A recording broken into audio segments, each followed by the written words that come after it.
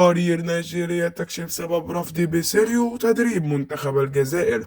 أهلا وسهلا بكم متابعين الأعزاء. هيا بنا لنتعرف على خبر اليوم. بس قبل ما نقول أي حاجة ما تنسوش الصلاة على النبي أشرف الخلق وخاتم النبيين.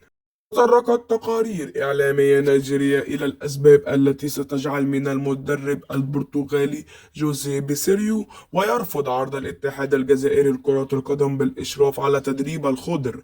وكشف موقع أون غول نيجيريا بأن المدرب البرتغالي جوزيه بيسيريو قرر الاستمرار في مغامرته مع نسور نيجيريا وتحضيره للاستحقاقات المقبلة.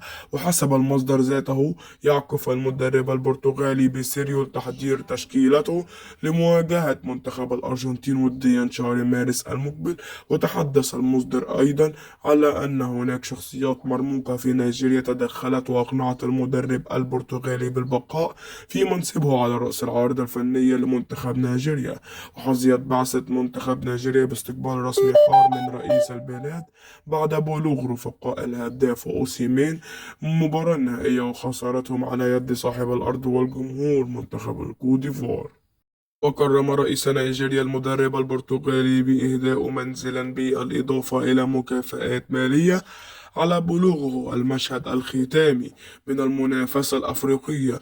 وكشف مصادر مقربة لمنصة أوراس أن رئيس الفيف وليد سعود يقترب تدريجيا من حسم صفقة المدرب فلاديمير بيتوجوفيتش على رأس العارضة الفنية للمنتخب الجزائري.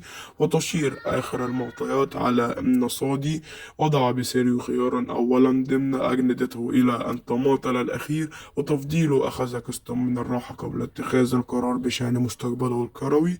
ويتواجد حاليا المدرب بيسيريو بمسقط رأسه بالبرتغال لقضاء إجازته بعدها وسينتقل إلى الولايات المتحدة الأمريكية لمواجهة الأرجنتين وديا.